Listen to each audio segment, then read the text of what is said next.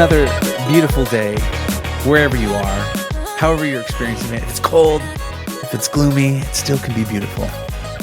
It's however you see it. So, hey, I'm excited for today's show. Today, Ben is not here with me. He's here with me in spirit. But today, we have André Dantzler from SociallyU. Welcome to the podcast. Thank you, sir. So excited to be here. You know, I was kind of getting into this before we started the show, but I found you because we recently purchased some Ultimats, and I was on YouTube, like, trying to figure out, like, how to use these things. And it's funny because I feel like broadcast is a completely different language, and I've been doing this for 15 years, and I have a lot of intuity, and like I just can read things maybe quickly and understand how to get from A to B. But when we're messing with this stuff, it's like a completely different language. It's like I speak Chinese and it's in Japanese, and I'm like, it kind of looks the same, but it's completely different, you know? So I was looking on YouTube, and I came across your channel and was super helpful. Thank you so much. We were able to fix a lot of our things with some of your tutorial videos there. And then I kind of started hearing some of your story about, your business and the things that you do. And I thought, you know what, this guy probably has a lot of knowledge and insight on running a business and growing a business, and would be a great guest for our listeners to hear from. So that's awesome. Yeah. So thanks so much for being here.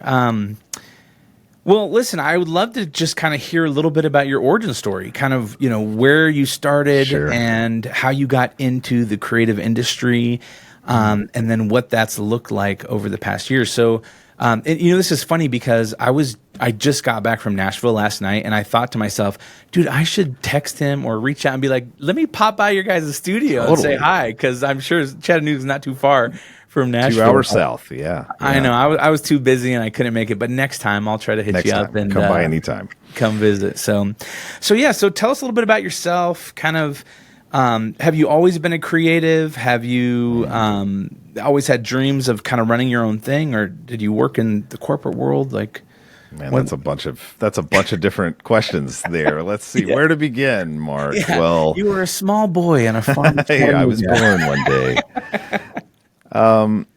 Let me do the fast version, and then if any of those pique interest, I'm actually retired from a government agency called TVA, Tennessee Valley Authority. I was their head of like instructional training for IT, the IT side. So I'm a nerd. I've been a nerd my whole life. I left that and I went into politics, and I thought, this is how I'm going to change the world.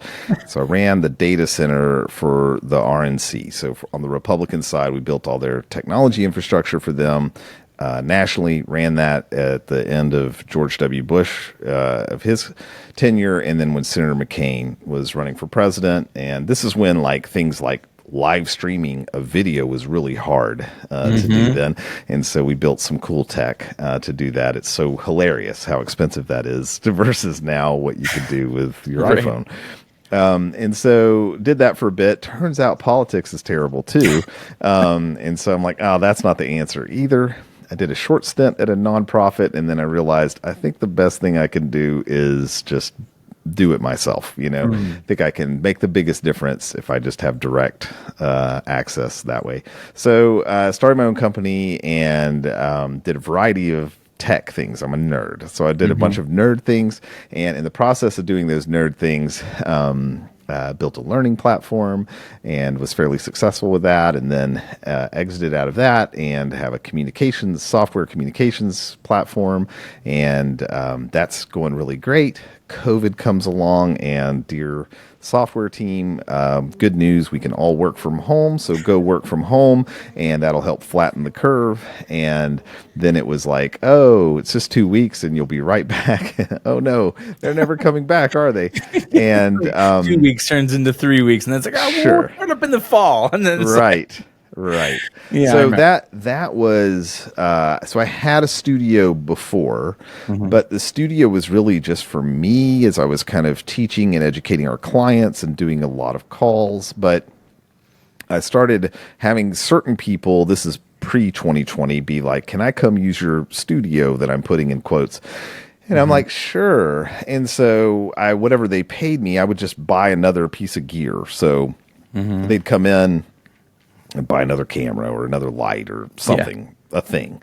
And so I just kept doing that, and it was like, oh, that's cool. I should say yes to more of that, because then I can get the geeky toys that I want, and I don't have to expense it out, right? It's I'm a business genius. So so I did that for a bit, and 2020 happened. Software team's home, and then I'm like, well, wait a minute, I can still come into the building. In fact, this will be a great time to do some of those upgrades. So myself and my 19-year-old son, I'm like, I want to teach you how to be an electrician.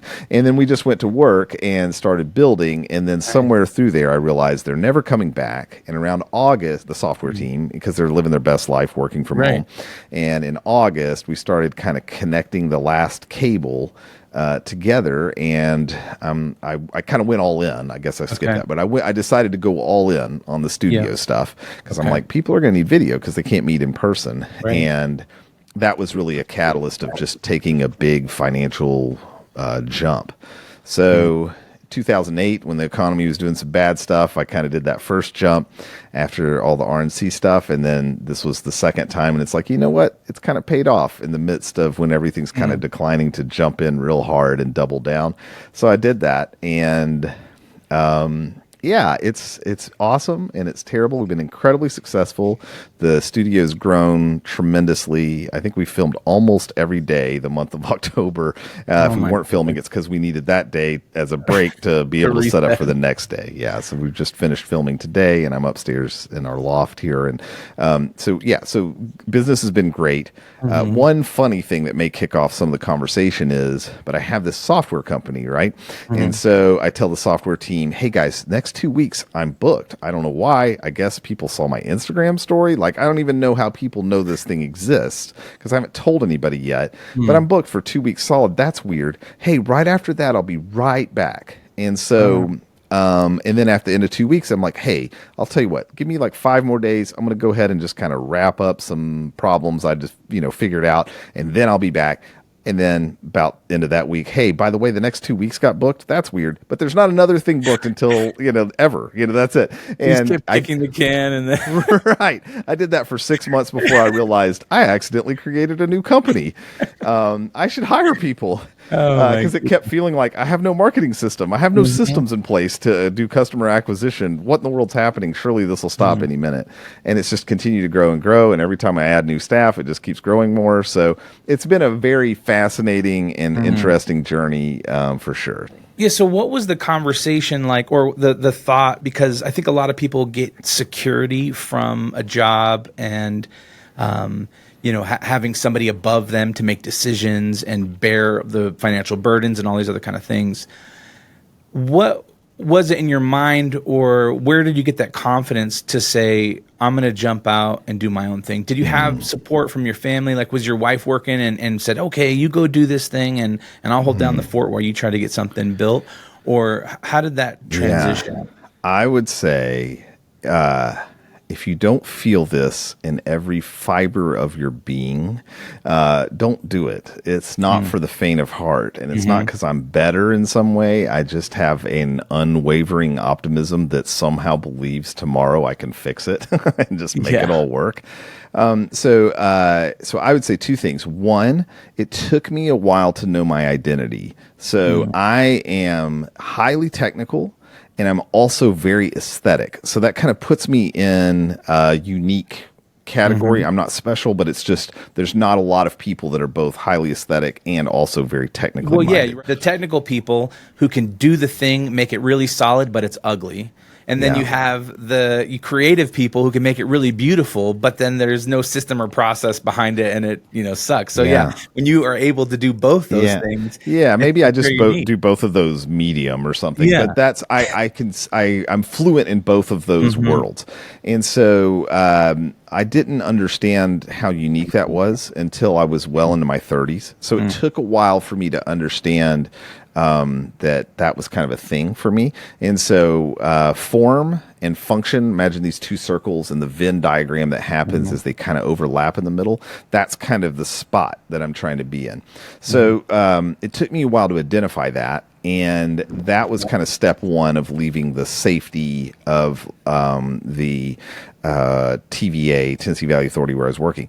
And what I think is interesting there is what I had done is I listened and learned a lot of business and self-help and all that. And I had my board of directors. They didn't really know they were my board of directors, but I had my team of advisors, that I was reaching out to 20 years ago and talking to them and getting their advice. But what I didn't understand is I picked all the same personality because it was an engineer who really values safety, security, systems, process, the end, and not innovation, right? And so that's a long way of saying it took me a while to identify who I was and where I felt life. And I realized, I don't actually feel more life in the security ideas. I find more life in the innovation ideas. So that was step one. Step two is it was to answer your question about like, well, how about family and all of that? Not on board. So it was kind of a sudden change. And it's kind of a longer story, but the short answer of this story, again, trying to keep this part a little abstracted, is the organization I was working for. The man was very wealthy, and I I was feeling I need to kind of do this on my own. In fact, the first guy I want to hire is your son, and he currently works for me in this entity, but I want to bring him out into my thing. But here's why it's a good idea. And he listens for a little bit, and then he just says, "Well, I'll just buy your company." And that was a unexpected kind of plot twist, and I wasn't expecting that. And I'm like, that's not my angle, and that's not what I was thinking. Kind of want to go do this myself. And he was very wealthy, and he's just like, yeah, that's what I'll do. I'll just buy your company. Work with this guy. You'll get the details. And they made me an offer, and it was for a whole lot of money.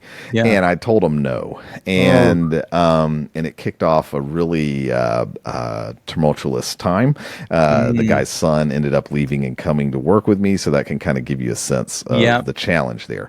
They came back and made a mega offer, multiple millions of dollars, and at that point I'm just like, yeah, no, I'm out. I just want to kind of go do it. Okay, so this is interesting because I feel like, this idea a lot of times as an entrepreneur where it's the book Built to Sell, right? Like, okay, let me make something that I can systematize and then sell it and then move on to the next thing. So you must have had a very deep conviction or like a intuition of like, I really want to be my own thing. Or I'm an idiot. Like, let's not remove that as an option from the table. So dumb. Let's not. There's a lot of ways it could go, right? I think it's like this. To me, alignment is everything. And when I'm in good alignment with the right people, it's obvious. It's intuitive. It's clear. But when I'm around the people that think I'm too much and or whatever, too little or whatever, I'm not what they're expecting, right? I'm just in the wrong environment. And so for me, it was like, there's no trust here. Everything's low. Sure, you have tons of money, but you also have literally an entire team of lawyers that work for you. I don't know what's going to happen. I just don't want to participate in this. It doesn't feel right, right? So for me, it was one of those situations where it just didn't feel good. It's probably the simple way I could say it. So, but that doesn't mean it's clean. Like that's not, and maybe that's not even more virtuous because it came at a very real cost. So the cost is my wife is like, what are you doing? What do you mean? I'm like, I don't think I have a job anymore. Like, I think maybe I just got fired or I told him no. So I don't know what the other outcomes could be here. And so, so that was really hard. So suddenly, and this is 2009-ish. I don't know. It's kind of fuzzy. I'm bad with timelines, but so the economy's not amazing right now when this is happening, and and I'm like, no, babe, like trust me, it's going to be great. But and then the guy who's working for me, the one guy, the son of the guy, he's coming to my house, and now he's working in my home, and that's when I discovered as an IT person, working really hard or scrolling on Facebook looks exactly the same from the other person's point of view because you're just staring at your computer, you know? And so it was and when you're working from home, it became clear to me like, oh, I have to be very clear. Like I'm kind of done. I'm just wrapping some stuff up, but I'm totally interruptible versus I'm so deep in the middle of an intense problem and I can't focus. So those were a lot of lessons that I think a lot of us have learned during COVID. But before that, I was learning that then. And what I would say is to those people that are like listening to this going like, oh, I'm ready to go start my own thing. My answer is kind of like, don't. Like if I can say don't and that convinces you not to, then you definitely shouldn't do it. And it's not because I'm trying to I watched somebody talking about this recently in this reel, and I watched read some of the comments, and they were like, yeah, that's what it was the president of NVIDIA. And they were like, hey, rewind 20 years. You're sitting at the table, writing on a napkin, coming up with an idea. What would you do differently? And he's like, I wouldn't do it. And they're like, yeah, whatever. And they're like, no, he's like, seriously, I wouldn't do it. It's too much stress. It's too much uncertainty. Like if you can go a different path, you should do that. So I think it's not that this path is more noble. That's not it. It's not that this path is better or anything. It's just, it's insanely hard. And if you're not already ridiculously resilient, there's too many barriers that are in the way that are going to try to get your attention otherwise. Yeah. You know, I think too, I always tell people you have to have a high tolerance for pain. You know, I mean, there was times throughout, you know, Brand Viva started about 8 years ago. And, you know, there was times where I, you know, be looking in the mirror, like, and everything's going wrong. And I'm like, what am I, like, the odds of this many things going wrong, like, what am I supposed to learn from this situation? You know, it's like, there has to be some deeper meaning because this is just doesn't make sense, you know? And I think what I found over the years, right, that has kept me going is just there's this element of, and I think it comes down to this optimism, like this relentless optimism of, you know, I always had this mantra of, you know, be present, don't worry about tomorrow, and expect the blessing, you know, because there were so many times throughout my journey where, you know, I'd be stressed of like, okay, how am I going to pay my mortgage? I got 3 kids and, you know, a wife, and, you know, all this responsibility and no work's coming in. And I'd have anxiety and I'd be stressed and, you know, so worried. And then 2 weeks later, someone would call and be like, man, we have $7,000 for this project. Can you do it? And I'd be like, oh, yeah, I can. And then I started thinking, like, if I started living my life with expectancy 2 weeks earlier, knowing in 2 weeks someone would call me, I'd be a lot more peaceful and more present with my family. And so then I just started to try to live in this identity of, you know, being present and expecting things to work out. And it's served me well over the years and has helped a lot. But I've seen so many guys come and go throughout the industry in the past decade because it's hard. It's not easy. And I don't think everybody's necessarily built for it. But in the same way, I do feel like if you can figure it out, the rewards are tremendous. You know, the autonomy, the freedom, and I think the sense of fulfillment, you know, can be really great. I think for me, Mark, I just realized I'm not very employable. Like I just kind of, I don't know if I'm a great employee because I like to assess things and go, does this make sense? And if yes, then like continue forward. If no, then let's stop it or let's completely blow it apart and rebuild it. Let's I don't like this customer. Why are we still working with them? They're totally not in alignment with us. You don't want to deal with the bureaucracy and red tape of stuff. It's like, I just want to do things. So I love super small, agile teams. I love that, being able to do that. So, you know, I would also say that when it comes to this entrepreneurship, I've watched in my lifetime, I've watched like kind of entrepreneurship spike in popularity, and it's almost like, here's the answer you've been looking for, you know? And so, which to me, when I was starting to push down this, it didn't feel like that at all. It felt like, well, I have to. I have a compulsion from God that I have to do this. Like that's the level I would, a literal calling that I feel. It's like I can't describe this, and somehow I've got to bring my family along. I've got to convince them it's going to be okay.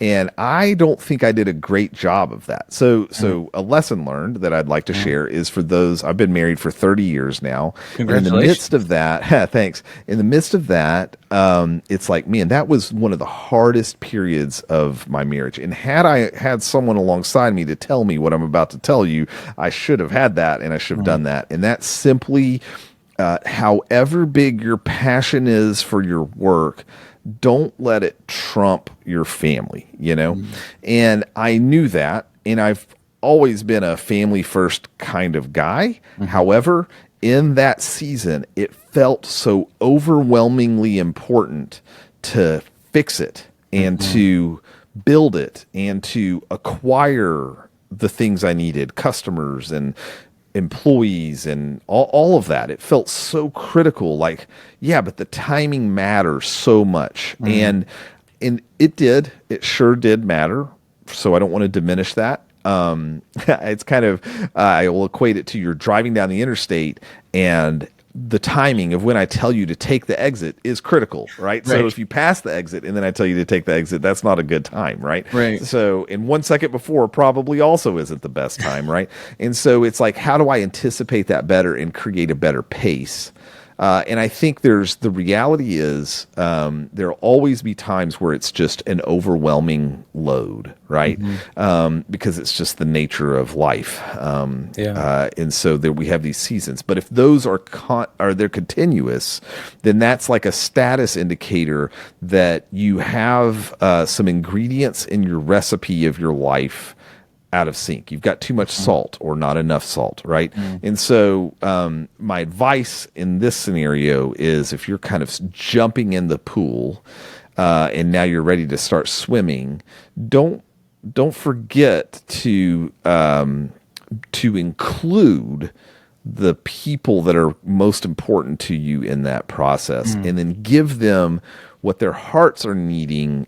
That you have to be a good steward of their hearts in the process of that. So what I'm not saying is have this balanced life, because I think that has a bunch of connotations to it that are super unclear for people. Like, oh, I should be more balanced. And then what that means is whatever that means to you, which is something totally different than to me. Right. And so instead, what I would just say is what you need to do is to live a life where you're taking the hearts of those closest to you into consideration as you're making all the decisions that you're making.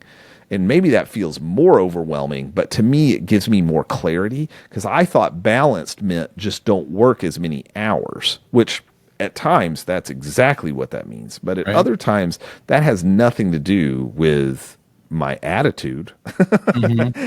I could be working less hours, but now I'm sulking, or my brain is living in at my work. Business, and I'm with my wife and kids, but all I can think about is business land, and I'm in business landia, and I'm walking down in that world, but I'm actually physically with my family.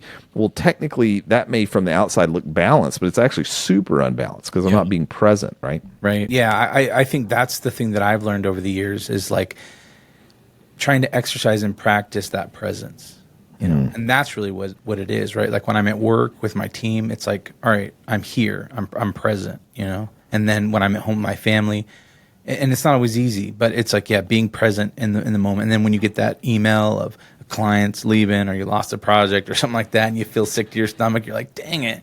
It's like, okay, how do I live above this right now and be present in this moment? So I love what you were saying about alignment. I think that's a big thing that I've been kind of, I think, going through currently. A lot of times you want to take work because it's like, all right, we got payroll and we have, expenses and all these things. And so we just need work. But I feel like there's sometimes when I get that gut feeling of like, man, I don't enjoy this client or this work, but man, we just have to do it. And I think that sometimes the power of just saying no and sticking with your gut and making sure that whatever you're doing fills that bucket of an alignment is really important. And it seems to me that every time something doesn't work out or the alignment, you make that call, another opportunity maybe presents itself that feels more right. Yeah. Well, right. I don't know that it's a magic formula, right? Mm-hmm. But what I would say is Chick-fil-A has the opportunity to sell hamburgers, right? A lot of people eat hamburgers. In fact, maybe in the United States, if you were like, what's American food? You may say hamburgers and pizza, you know? Right. But Chick-fil-A doesn't sell either of those things, right? Because they have a clear identity, a clear, like, this is what we are, and we're absolutely not these other things. And so similarly, I think the problem is when you're doing a startup, like when I first started the studio, someone was be like, can I make whatever video here? And my answer was yes, like absolutely. Right. And I had this one time, this guy came in and like, he's like doing essentially like a music video and like dancing is happening and all this stuff. And it was like, there's a fog machine and there's all these things happening. It's like at that moment, I'm like, oh, actually, we're not actually good at this, you know? And it was just like, this isn't, we're good on the studio side of like someone speaking and teaching or talk show or podcast or something like this. We're really good at that.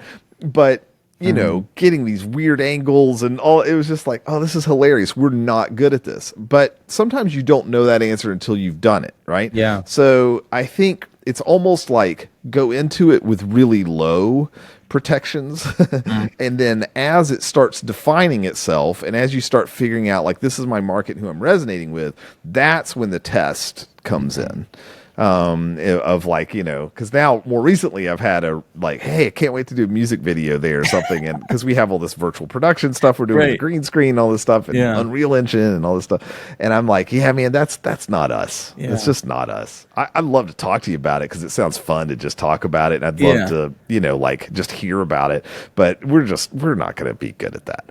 And so I think what is interesting is I've actually found that once I do create that boundary, almost always I'm presented with another bigger opportunity that's in that boundary. So it's kind of like I had this happen just for something that's going to happen next week. And in this case, it was really taking care of a client and kind of doing above and beyond. And we should probably touch on customer experience here in a minute. But but in that, I had really made this kind of strategic decision to do a thing. And then literally that afternoon, I get a call to do the opposite of that thing. And I had to tell them no, right? Because I'd already kind of made this decision, but it's very lucrative. And I think what I would say about this is alignment is difficult to define, but it is much easier to refine once you're in motion. So at the beginning, trying to create tons of alignment things is probably a bad idea because you may not know like, oh, I hate that, or I love that, or, oh, I had no idea people would pay me for all of this. So you don't want to be too specific about that as you start. Sometimes at the very beginning, I'm always interested after I tell somebody of what I'm into to get their response of like, well, what do you think I just told you that we're doing and whatever. And then what I hear is what they're interested in out of what I said, right? And so it's always like a little morph on that. And sometimes that's super helpful to go like, oh, every single person I talk to keeps describing it this way, X plus 1 instead of just X. So I need to start kind of thinking about that. If everyone's kind of lumping me into that little spot, is that I'm doing a bad job communicating, or is there actual market opportunity here that I'm missing that I need to be paying attention to? Yeah. I want to talk a little bit about, you mentioned earlier about finding your identity. And I think a lot of us are in search of trying to figure out who we are. I mean, I think it took me until I was like 35 to start to chip away at really understanding that. But is there any thoughts or advice you can give on that topic of like finding your identity and discovering who you are? Well, I have a lot of 20-somethings that I interact with, and they're real focused on this right now, as they should be. And part of what I tell them is you have some time here. So first of all, you're not static. So kind of the first thing I want to say is you're going to morph and change as life goes, right? Not only physically, but mentally as well, and spiritually, emotionally. All these things are going to change as we go down this path.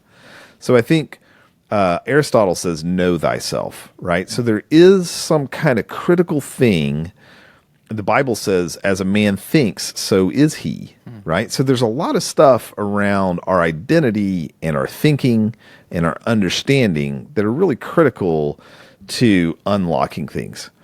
I don't know how to answer it, except I'll tell you this. For a long time, I thought you're supposed to be all the things.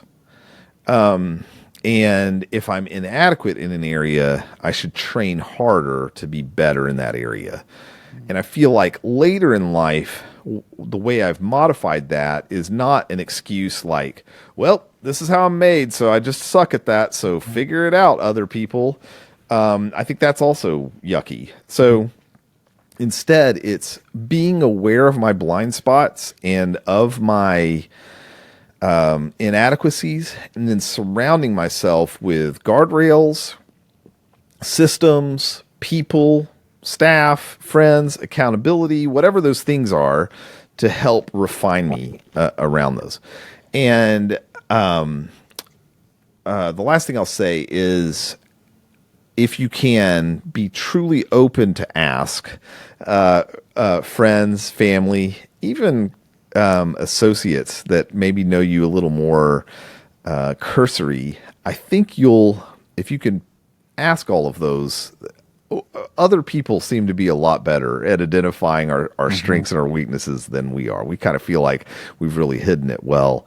And I realize I personally have realized that I haven't really hid all of that well as I kind of get to know people and talk through them. So when it comes to identity for me, I'm a Christian, and so I find my identity in Christ first and foremost, right? So that's my belief system, that's my faith, and that gives me this kind of foundational level that then lets me build on top of that, because it has some kind of core identity pieces to that.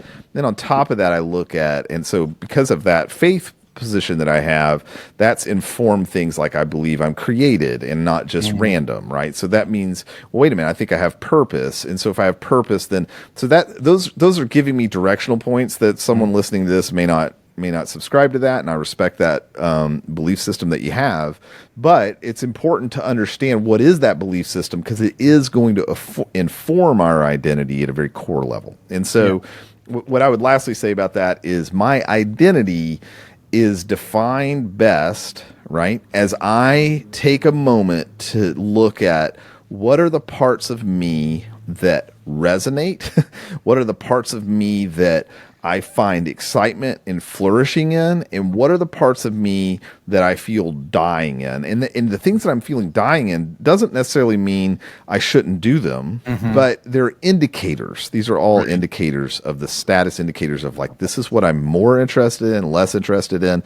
And then I think the last thing I said the last thing, but one more thing I'll say then is other people will tend to tell you, if you just listen carefully enough. Like, people would tell me growing up, like, you smile too big, like you have too many show too many teeth when you smile. And later in life, people told me, you have a great smile. I can hear your smile in your voice. And well, wait a minute, what changed from, probably my smile was the same, but what changed is my understanding of that's part of my identity. And so embracing the parts of my identity doesn't always mean that everyone loves it. Right? So the 16-year-old me, people always kind of picked on me for my smile, but the 40-something-year-old me, people are thankful that I have a smile, right? Yeah. I resonate with that for sure. When I worked in the corporate world, people are always like, "Why are you so positive?" Like, you get in an elevator on a Monday, and they're like, "How you doing?" I'm like, "Oh, I'm so good." They're like, "It's Monday." I'm like, "I know, it's the beginning of the week. It's endless possibilities." So anything can happen. Yeah, anything can happen. Or it's like, it's cold outside. Yeah, I love wearing sweaters. It's like, they make me look thinner. So it's like, I've always just pushed through that. It's almost like you're almost oblivious. It's like the person who's just like, all right, like, I might be weird, but I'm just going to embrace it. So. Yeah. So I want to talk a little bit about growth, because obviously you started off with yourself. Does that person still work for you that came over back in the day? No? Okay. No. So you started off by yourself, did you out of the gate figure of like, oh, let me hire some people for my weaknesses, or were you kind of like spinning all the plates, doing all the things, managing clients, sending out emails, getting the studio ready, setting up lights, maybe getting some contractors to run a camera or whatever? Got it. How do you start? Sure. Sequence of events is kind of like this. I was answering that from the software side. So on the software side, I'm not a developer. Right. I've been around IT people. I'm an IT guy. I'm a systems architect, DevOps kind of guy, not a front end or a back end developer. So I had no skills in that. So I had to hire that. Right. As I started hiring developers, one of the things they would constantly say, because I would keep thinking, because I'm a doer. I'm very humbly, I'm very good at like learning a bunch of information and applying it. And so I'm like, oh, I need to go be a developer. And every time I would kind of mention that to a developer, they would always be like, please don't. You're so much more helpful to us not being a developer because you ask these questions because you don't have that. You have this systems mindset, but you don't have this specific knowledge and you always unlock us.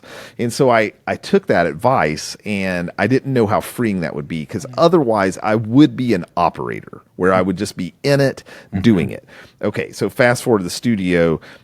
Studio's happening, and I have one other guy that's with me. But COVID had a lot of challenges having him there. His father ended up passing away that year. He ended up in the hospital. Like a lot of things happened with him. He's totally great now and better. And so he's with me still. So everybody that's been started with me in the studio is still with me. We've just been adding on. But at the beginning, yes, we were doing all the things, but we weren't doing as many things as what we're doing now, right? And I think that's just the nature of systems. And that can spiral out, but growth can also require additional people and team and things like that. So now, now we're at 7 people on the studio, and it's really funny because we were at 5, and I've recently hired 2 more. And those 2 more people, we were just at a big meeting earlier this week about it, have truly disrupted so much of the systems we had, and they've certainly exposed some real inadequacies we've had in our systems.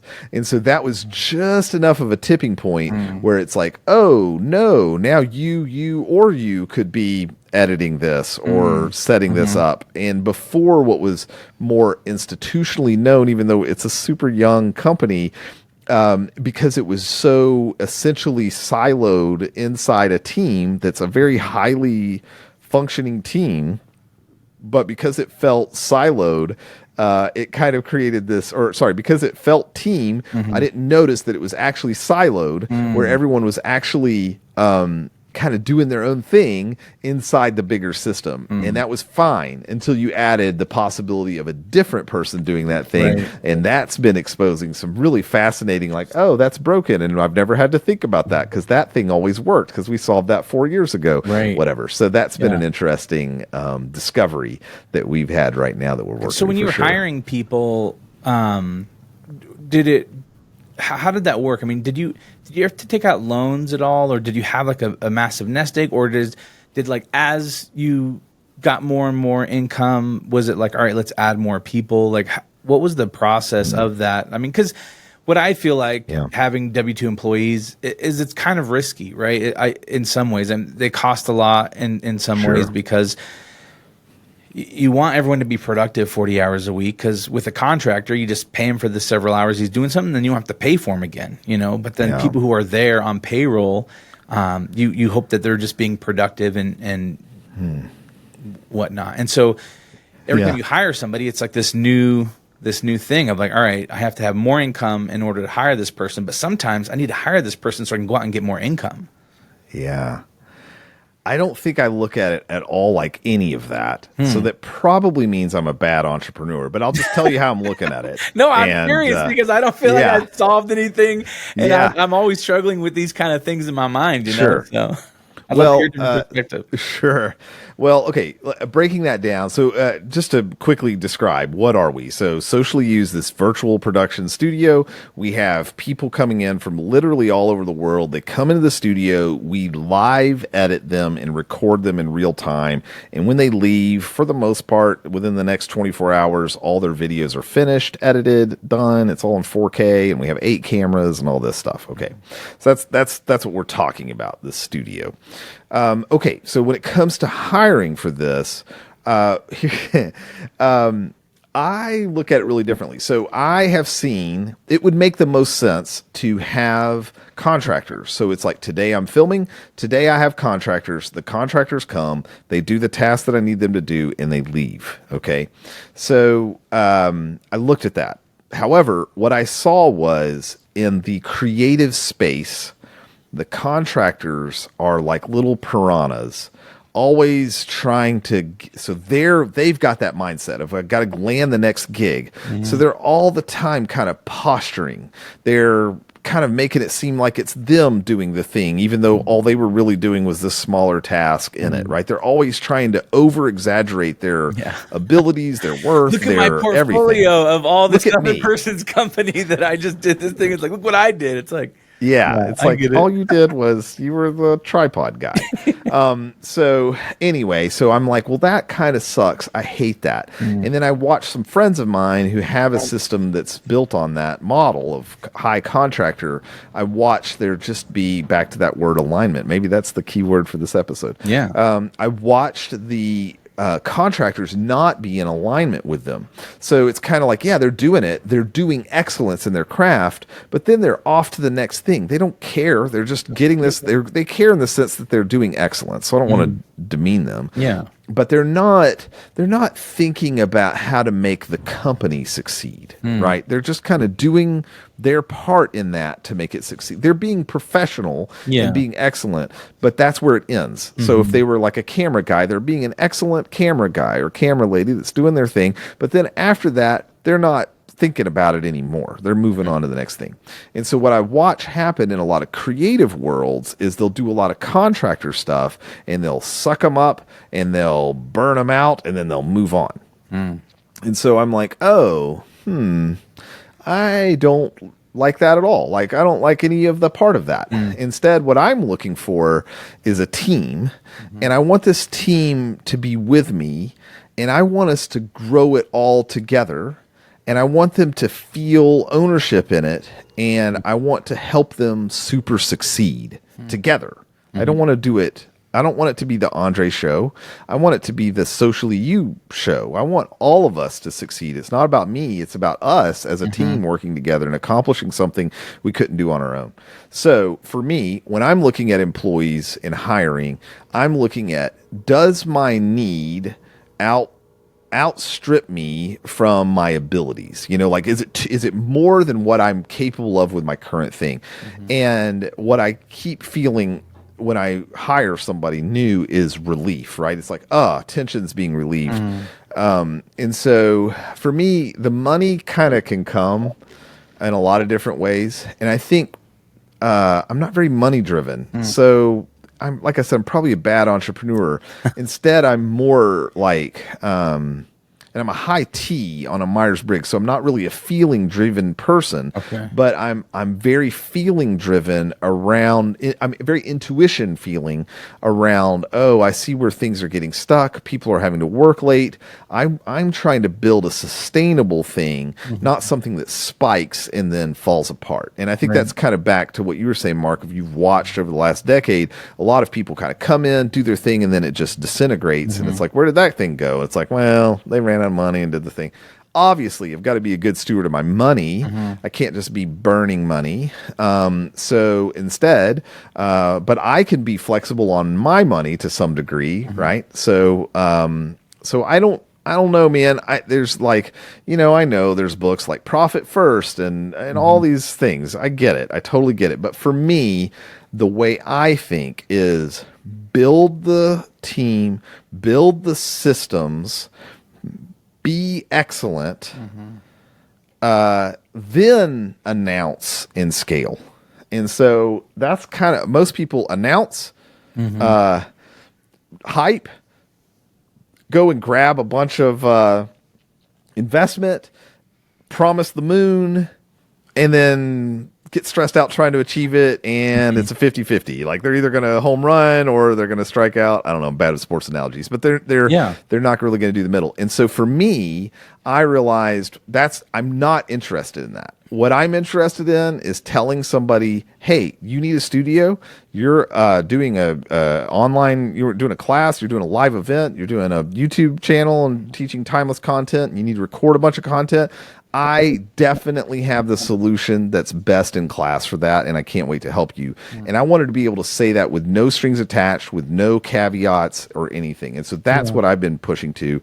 And so that's I'm answering your questions in long answers. No, I love answer it. To your question. We have a timeline on the show, so. Well, the answer to your question, how do I hire and worry about that? I think first about, does this person connect well with me, and will they connect well with the team?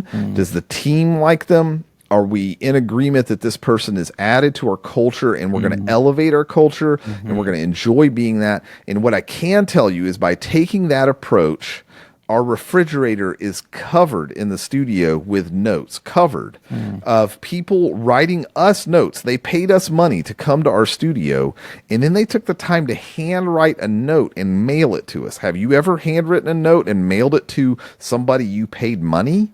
Not the other way around. No.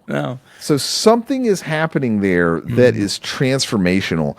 And now what's hilarious is when our people come in, we'll record a testimonial a lot of times at the end of the day, if time allows, like, hey, just tell us about your experience.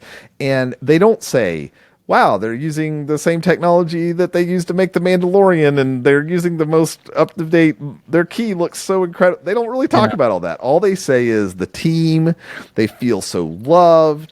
They've never been in such a positive, exciting environment. That's what they're talking about. Yeah. And so for me, I've boiled it down to two key principles that, as a company, what am I trying to do? These are the two things. One, be excellent. Two, love people. So be excellent and love people. These are the two overarching guiding vision principles of what I'm trying to set out to do. So I want to be excellent in my craft, and I want to figure out, how can I love people in a way so that when they come here, they don't leave the same. They have experienced a different attraction, a different way of just being seen and known. And so, we've spent a lot of time around that customer experience part of it, for sure. And I love that.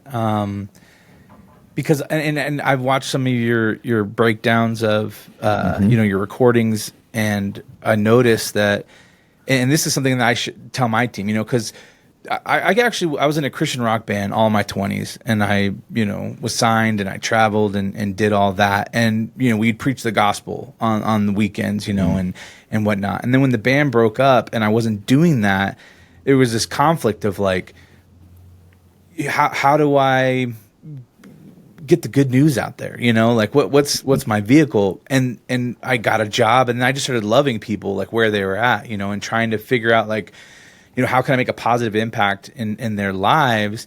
And then as, the years have gone by, I've found so much purpose in just being a positive light into someone's life. And I tell my team too, it's like, our goal is we want to surprise and delight. We want to leave people better than we found them, and we want to enrich their lives, And I think if we do those things, people are going to feel different, and they're going to leave changed from interacting with us, and that's going to make a big impact. And we may not see how that works out, but there's been so many times where, I've shared with somebody my the blessing, and, a year goes by and I'm at a conference with them. They're like, that really stuck with me. Thanks for sharing that with me, And so I think that we can find purpose in our work when we're just loving other people, And so what I've noticed is that you really like focusing on that.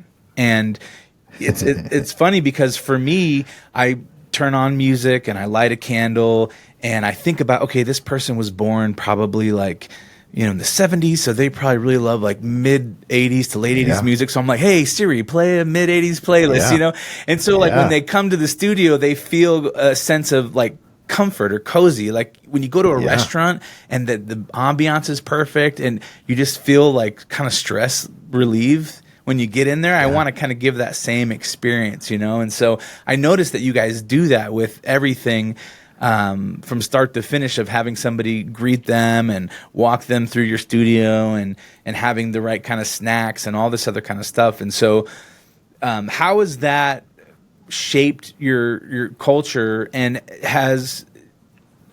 was there ever any pushback, or like, why are we doing all this, or, you know, this takes too much time, or, you know, it doesn't make sense? Because I feel like a lot of times people don't have that innate, I don't know how to say it, like entertaining ability. You know, my wife and I really pride ourselves on hospitality. Yeah, exactly. And sometimes we'll go somewhere and we're like, these people knew we were coming, and like there's no appetizers out, and there's no, you know, like drinks being offered. I'm like, come on.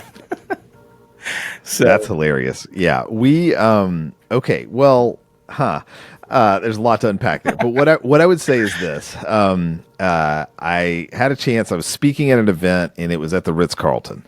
We go to the Ritz-Carlton, and my son was turning 1, and that day he was 1. And so I had brought my wife and my son with me to this event. We're sitting at a big banquet room. It's like a fundraising event thing that we're doing. And so one of the workers overhears my wife say, "Oh yeah, your baby's so cute. Thanks. Today's turning 1. Today's birthday. Oh, that's fun."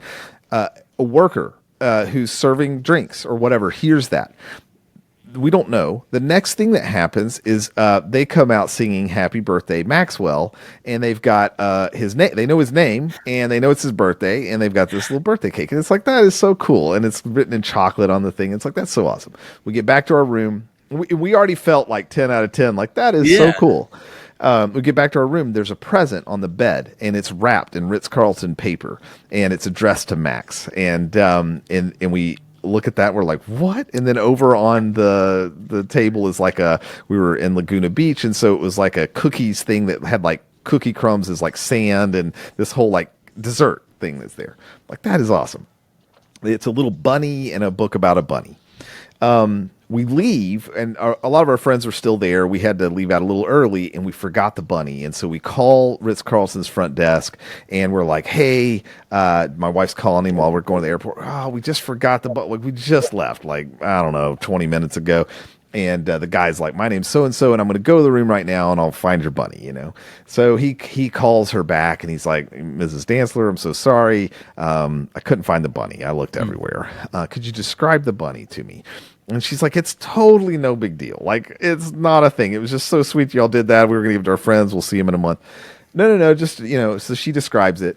Next morning, 10 a.m., FedEx is knocking on my door with a package from Ritz-Carlton, and it has a handwritten note from the guy, and he's like, "Hey, I couldn't find the bunny. I hope you like this one. I really thought he was cute," and whatever, and, you know, and kind of this blessing on Max. Like, I just want Max to, you know, be encouraged and have a great life, and, you know, just very nice things to say.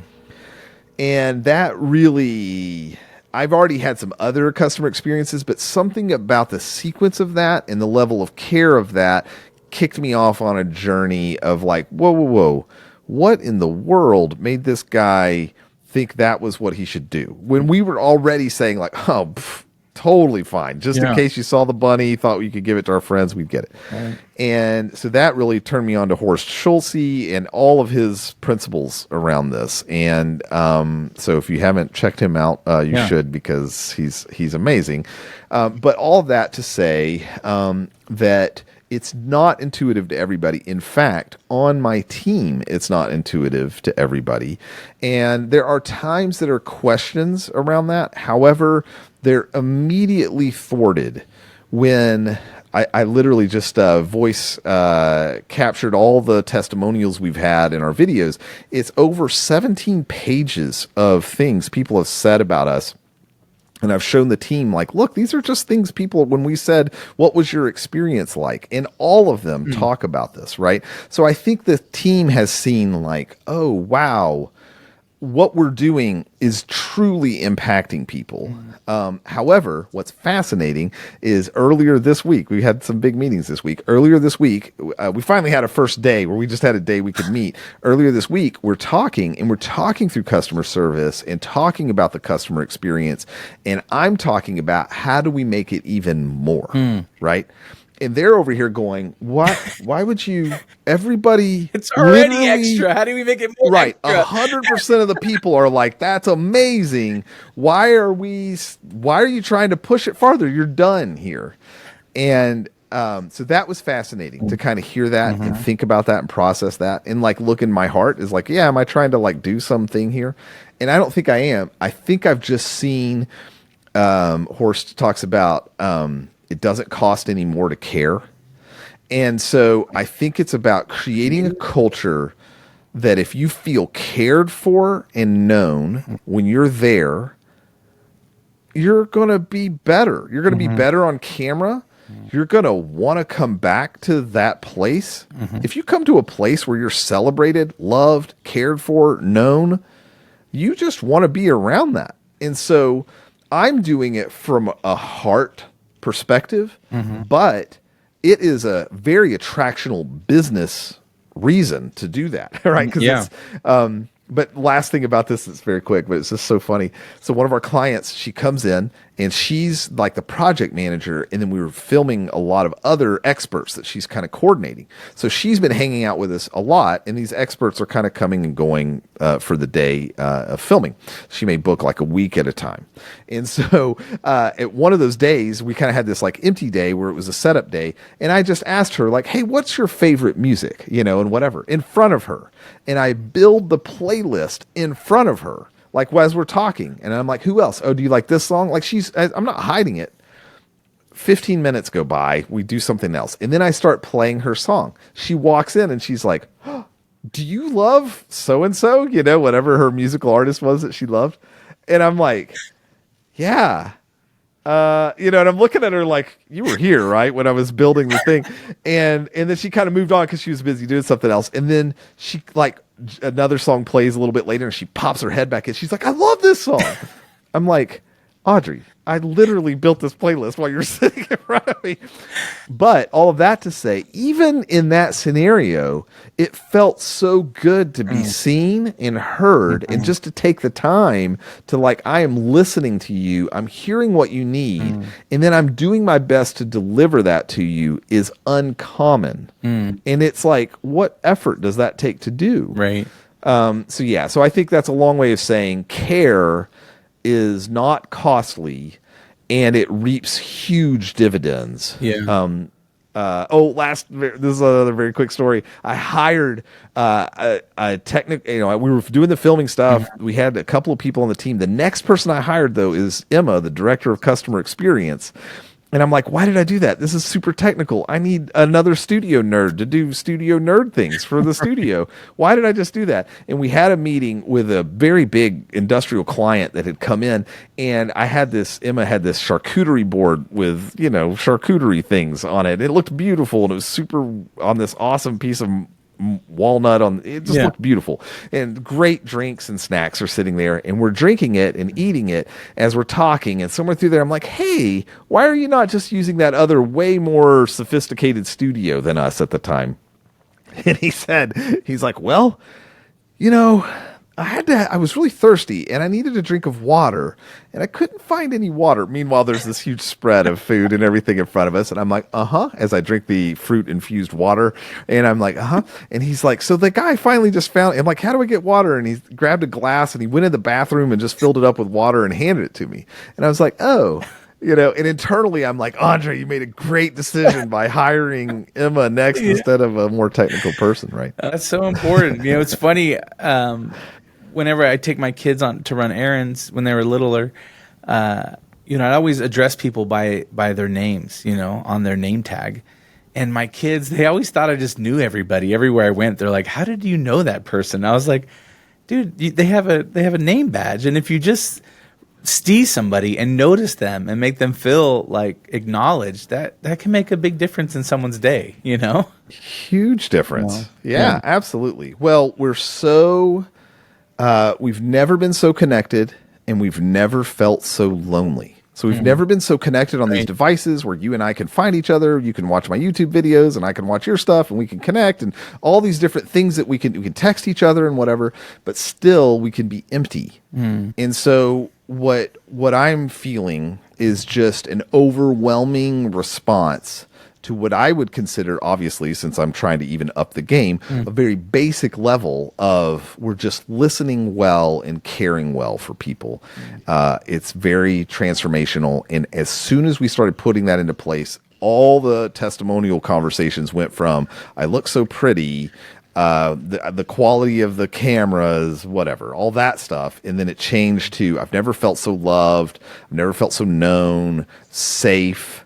I've never felt, all these things. And it's like, look, I'm doing that for your heart, but it's in your best interest for me, for you to be great, because you're going to look great on camera. Your countenance is going to be better. Your attitude's going to be better. Everything's going to be better if you feel better. If you feel stressed and if you feel like, oh man, they can't even get this thing working right, then you're worried now about us being able to pull this off for you. So it's like relieving the client, lifting off the burden, focusing in on their strengths, letting us kind of handle the rest. And once we do that, and we're super caring, and they can tell we actually care, it's not like a gimmick, we're actually caring, then they can release, and then they can express, and so that's what we're trying to get into when it comes to this stuff. Andre, this has been a great conversation. I've thoroughly enjoyed myself and just connecting with you and just hearing about your journey, and just seeing all the stuff you're doing at SociallyU is just really inspiring and something for me to look up to. So I appreciate you being out there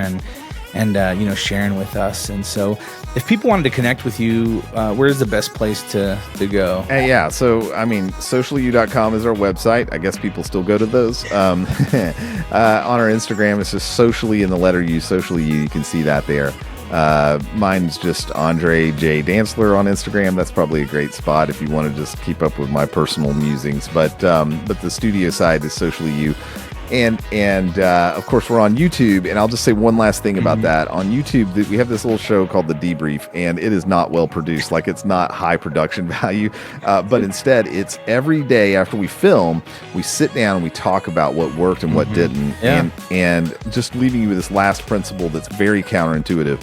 We are giving away every single secret that we've learned. I've told the team there's nothing off limits, except there's one thing, which is don't talk bad about the client, right? Because we don't want a client feeling like, oh man, they're going to talk about me, doing a bad job. That's irrelevant to what we're talking about. But if they were performing poorly and then we unlocked a way to make them perform better, we'll absolutely mention that, right?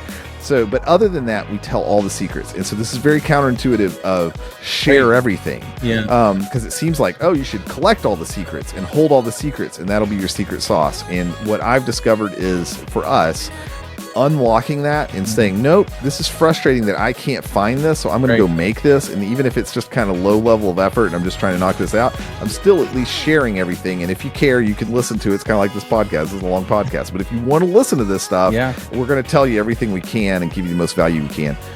By doing that principle, I think it has been revolutionary in the attraction we have gained, and the type of notoriety we've gained has been because we've been willing to not hold back, but instead open up and share. And it hasn't made us get worse. It just keeps making us get better. Yeah. And we're bringing other people along with it. They feel that value and they feel that interest. So that's a long way to answer your question. SociallyU's the name of the company. You can find us on Instagram and YouTube. And I guess we're on Facebook too. Yeah. Probably Instagram and YouTube are kind of our primary channels. Totally. And I thank you so much for giving us all that knowledge. And again, like you said, it is very rare in this industry because people think, their little settings or their stuff is their secret sauce. And if other people know, then it won't make them special. But the thing that I've learned throughout the years is that us as individuals is what makes us special. It's not how we can operate a camera or whatever, but it's the value that we bring as individuals to that client or to that experience that is really the secret sauce. So for me to